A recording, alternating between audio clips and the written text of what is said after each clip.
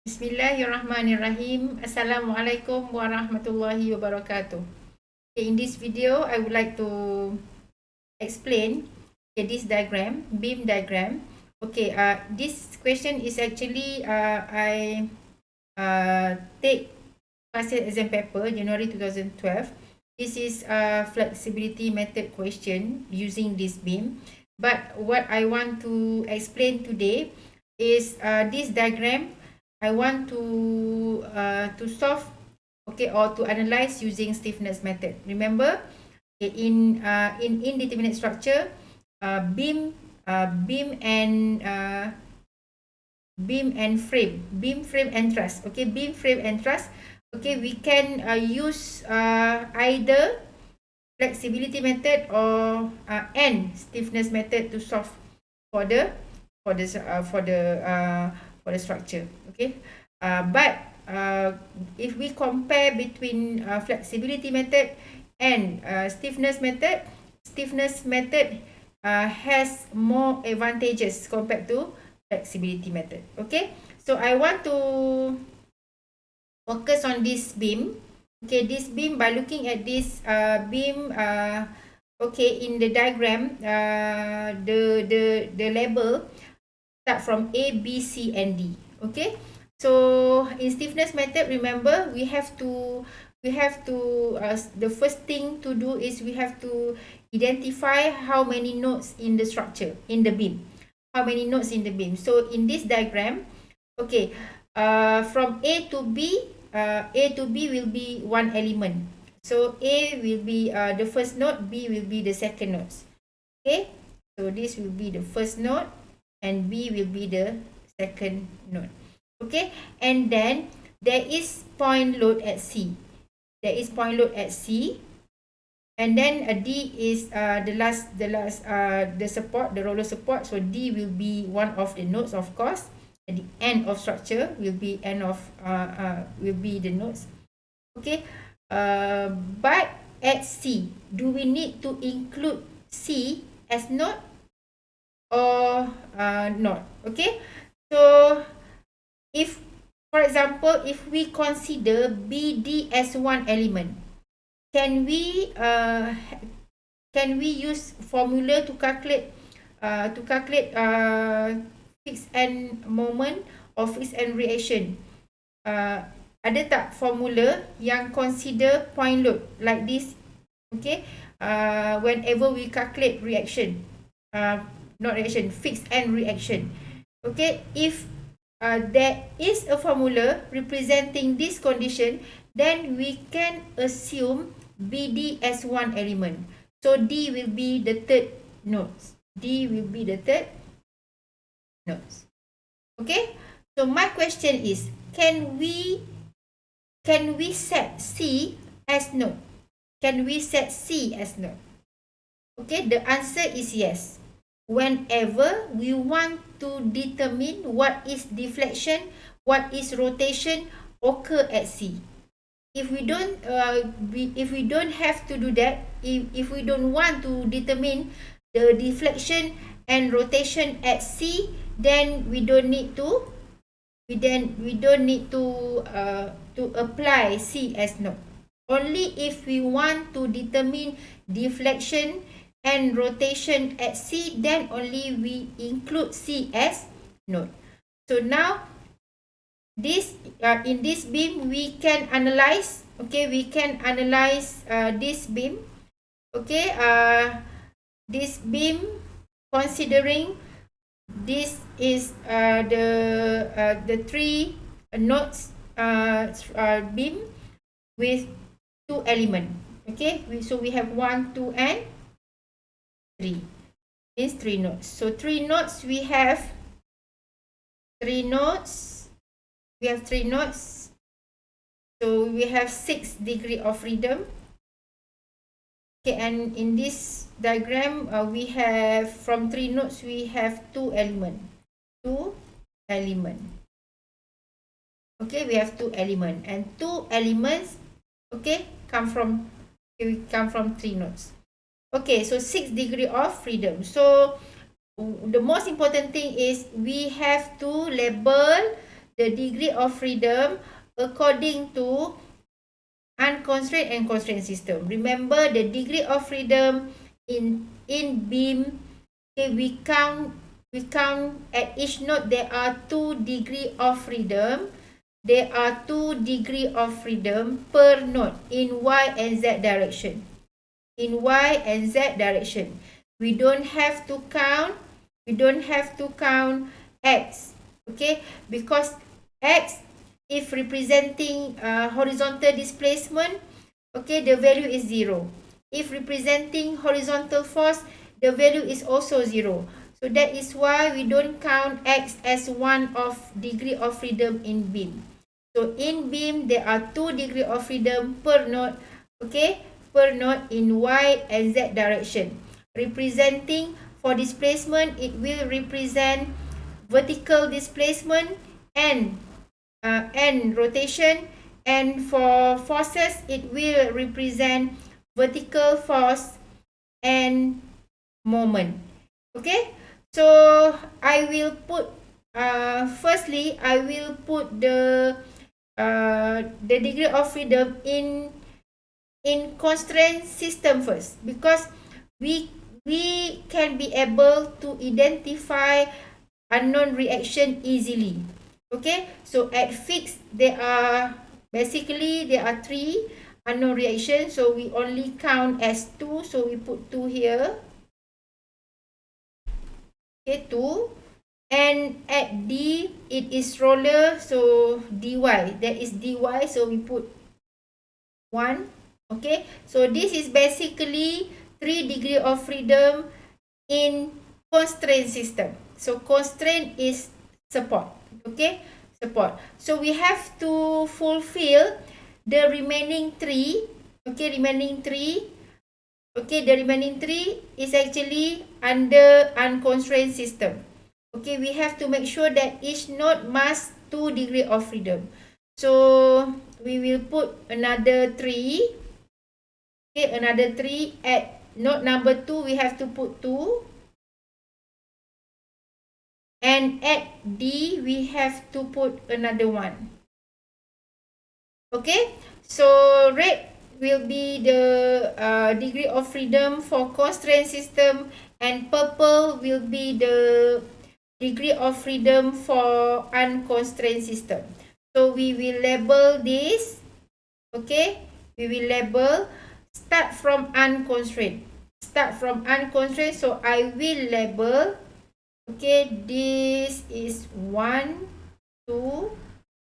Okay, 1, 2, YZ at node number 2. And then I will label 3.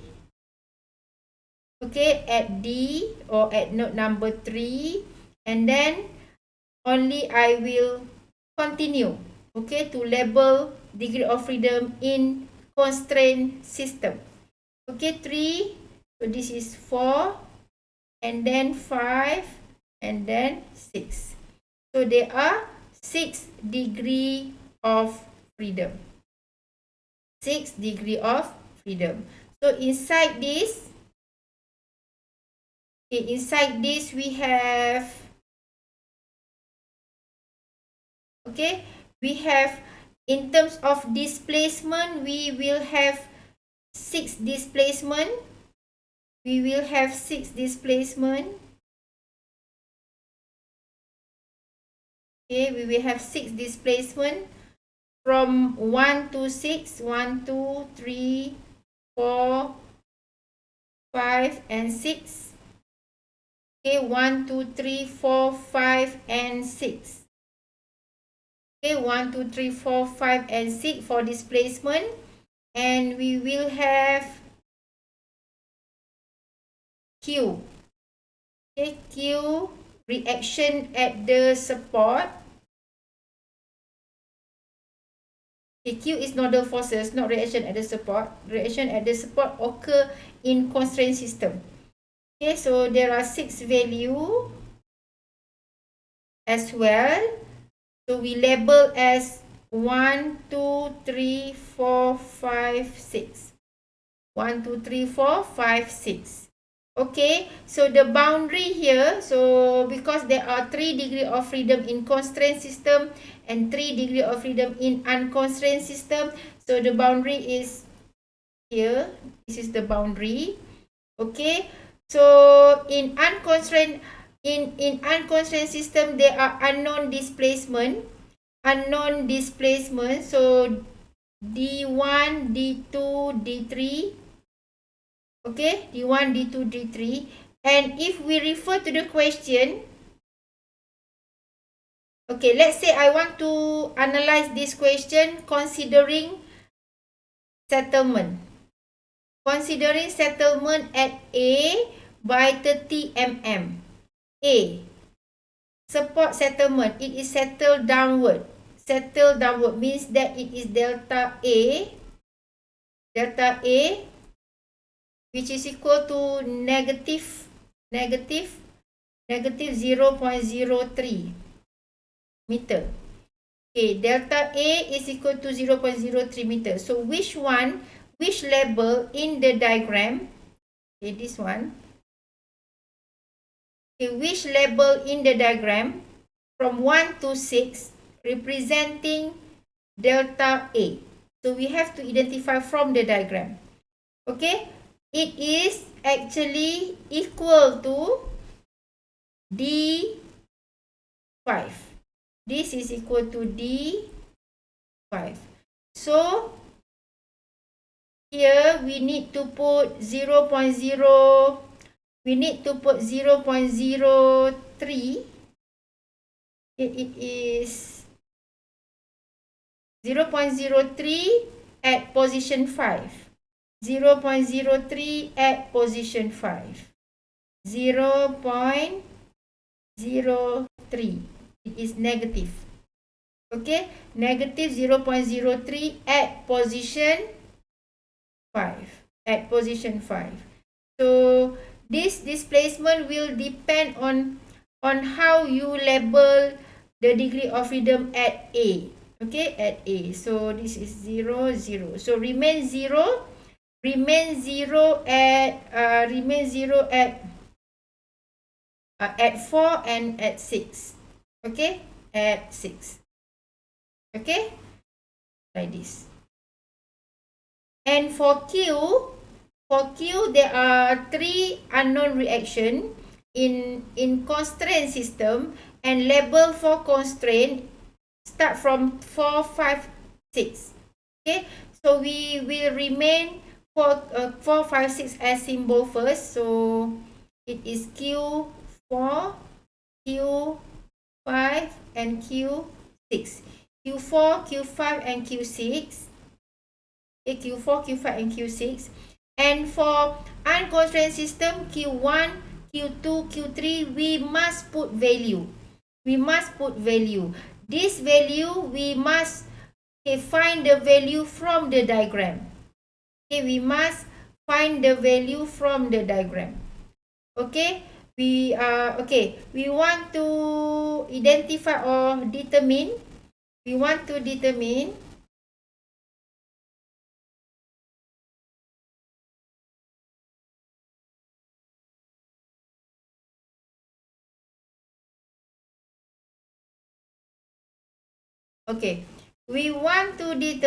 what is the value for Q1. Q1, okay, from the diagram, Q1 represent vertical force at node 2. Vertical force at node 2. So there is no vertical force. There is no external load, okay, in vertical direction at B, okay, or at node 2. So the value is 0. Okay, UDL we don't count yet. Because UDL is under equivalent nodal forces. Okay, move to 2. Is there a moment apply, okay, at B or at node 2? Okay, there's no moment at node 2. So again, Q2 has no value, so we put as 0. Okay, and then what about Q3? Q3 Q3 is located at position D or at node number 3. Okay, the moment is clockwise 200 kilonewton, and this 200 kilonewton is opposite with sign convention. So we must put negative 200. Negative 200. This is negative 200. Negative 200. Okay, so this is how we identify the nodal forces and nodal displacement. Okay, I believe everyone can be able to establish the element stiffness. Okay, element stiffness matrices. Okay, K1 and K2. Element stiffness matrices. I believe everyone can determine that. So I don't want to show how to determine the element stiffness matrices. I want to highlight certain thing only in this video. Okay, so of course most important thing is for K. Okay, for K, most important thing is K will be 4 by 4 matrix, because beam, one element for beam will have 4 degree of freedom. Okay, so we will have K1 and K2 like this. But I want to highlight here, most important in K is the degree of freedom label, and we will label according to degree of freedom from near to far. Okay, from near to far, and in beam, okay, it always, okay, the arrow is always in this direction. Okay, direction shown. Okay, from to the right direction always. Okay, to the right direction always. So we must follow this. So 1 for element number 1 or member AB, 1 will be the near end and B will be the far end. So the label for K1 is 5612. 5612. This is most important. 5612. It is 5, 6, 5, 6, 1, 2. 5, 6, 1.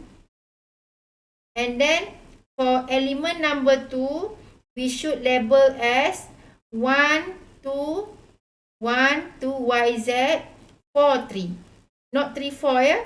Okay, it is 1, 2, 4, 3. 1, 2, 4, 3. YZ, YZ. It is 1, it is 2, it is 4, 3. 1, 2, 4, 3. Okay, so this is the important thing that everyone should do. Okay, the value in the matrix. So please use the formula given in appendix to identify the value. Okay, make EI as constant first, because we have to plus these two K1 and K2 in order to identify the structure stiffness matrix. Capital K structure stiffness matrix is equal to K1 plus K2, and it must be 6 by 6 matrix in order. Okay, from 1 to 6 position. Okay, and we have another one. Here we have another one. It is actually Q0. Okay, it is Q0.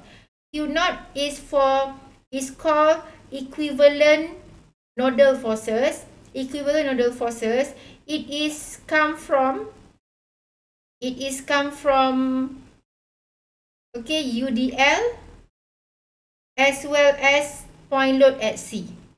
Okay, it is UDL as well as point load at C. Okay, UDL and point load at C. So when we need to use or to apply equivalent nodal forces, it is whenever the member has loaded. Okay, the member, not join, the member has loaded. Okay, member AB, okay, has loaded by UDL. So this 25 kilonewton per meter UDL, we need to distribute it equivalently to node number 1 and to node number 2. because member or element cannot carry load. So we have to distribute it to the nodes. Okay, we have to distribute it equivalently. Okay, and since UDL is actually symmetry, so that is why we will get the same value for after we distribute in to join or nodes 1 and node 2. However, for member number 2 or element number 2, member BD, okay, member BD, because 150 kilonewton is subjected not at the center. Okay, not at the center. So there is a formula for calculating this, but okay, the value is not, because because this 150 is not symmetry.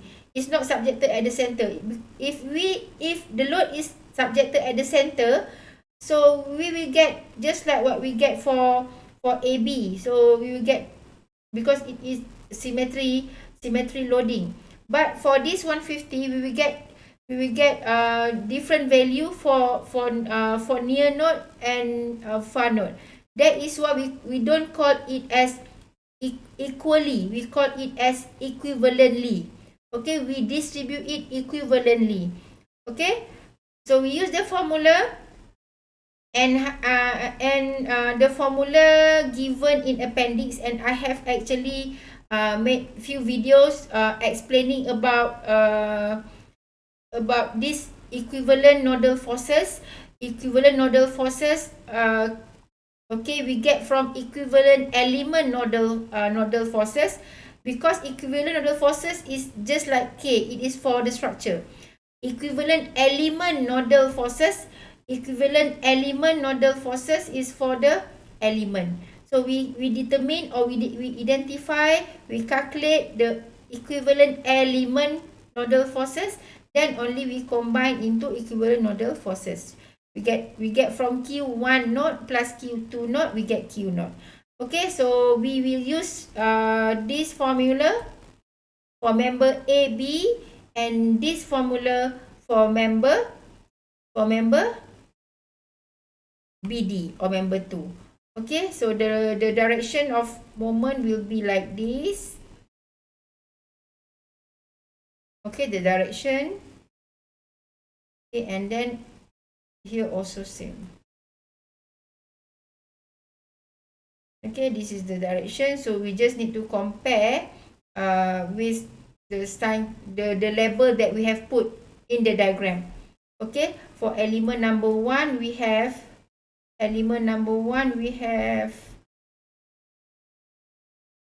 like this. We have 5, 6, 1, 2. So we should compare the two diagram. So we will get, okay, Q1 node as this. Q1 node. Okay, because we must label the element equivalent element nodal force. Okay, we have to follow the label that we put in K1. Okay, in K1. So it is 5, 6, 1, 2. Okay, and then for element number 2, we have, okay,